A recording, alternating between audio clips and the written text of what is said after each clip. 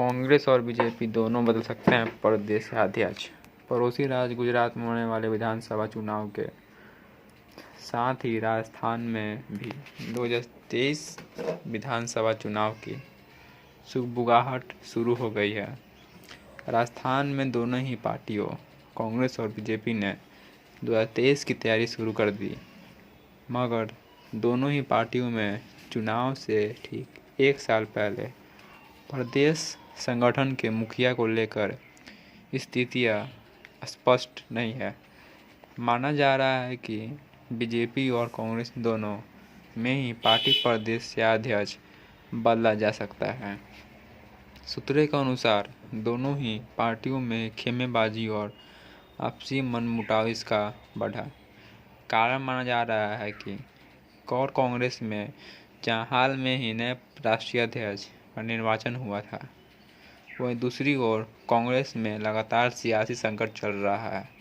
नया अध्यक्ष बनने और संगठन में कई खेमेबाजी के चलते ये कयास लगाए जा रहे हैं कि कांग्रेस राजस्थान में अपना प्रदेशाध्यक्ष बदल सकती है।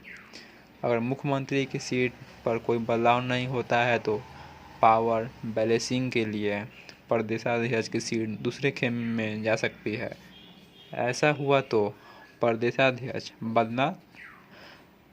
बदलना तय है। वहीं दूसरी ओर बीजेपी में भी लगातार प्रदेश नेतृत्व को लेकर अंदर खाने में सवाल उठते रहे हैं। बीजेपी में प्रमुख नेताओं के अलग अलग दौरे और आपसी मनमुटाव के किस्से हाईकमान तक भी नहीं पहुंच सके हैं। पिछले दिनों में दिल्ली में हुई कोर कमेटी की बैठक में यह मसला उछला। कई वरिष्ठ नेताओं के सवाल उठाने के बाद बीजेपी में भी माना जा रहा है कि पार्टी चुनाव के पहले संतुलन साधेगी। ऐसा होता तो बीजेपी में भी चेहरा बदलेगा। आपको हम फोटो के दौरान सारी बातें दिखा रहे हैं। दोनों पार्टियों के लिए बदलाव की संभावना तो जताई जा रही है, मगर दोनों ही पार्टियों के संगठन के लिए चेहरा बदलना और फिर नए चेहरे को लाना टेढ़ी खीर है। इसका बड़ा कारण दोनों ही पार्टियों में खेमेबाजी चरण पर होना। दोनों ही पार्टियों में हाईकमान को नया चेहरा घोषित करने से पहले खेमेबाजी को ध्यान में रखते हुए नए चेहरे का चयन करना होगा। भास्कर ने दोनों ही पार्टियों के नेताओं के राजनीतिक जानकारों के बाद से उन्हें इसे लेकर कई प्रमुख कारण गिनाए। दोनों ही पार्टियों में प्रदेश की कमान सौंपने से पहले यह अहम फैक्टर है।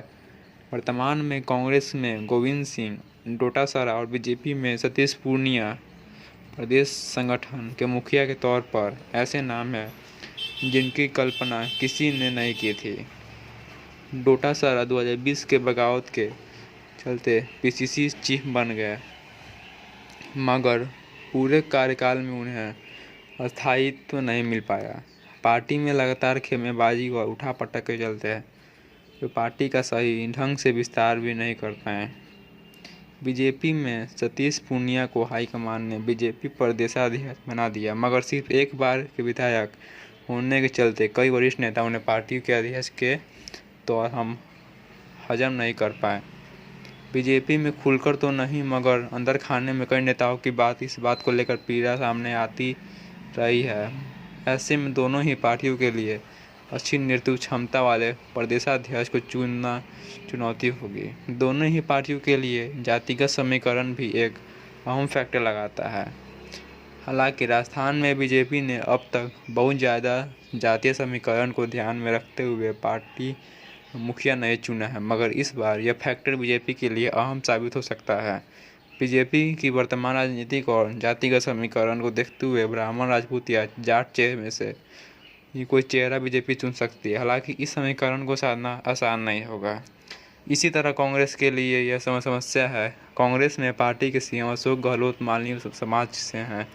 वही वर्तमान पीसीसी चीफ गोविंद सिंह डोटासरा जाट समुदाय से हैं।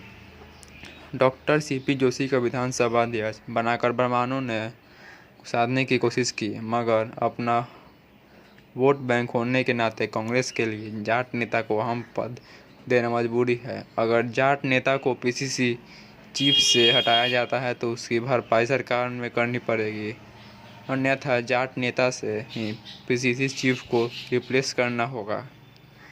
हालांकि माना जा रहा है कि कांग्रेस जाट, मीणा और गुज्जर समाज में से किसी नेता को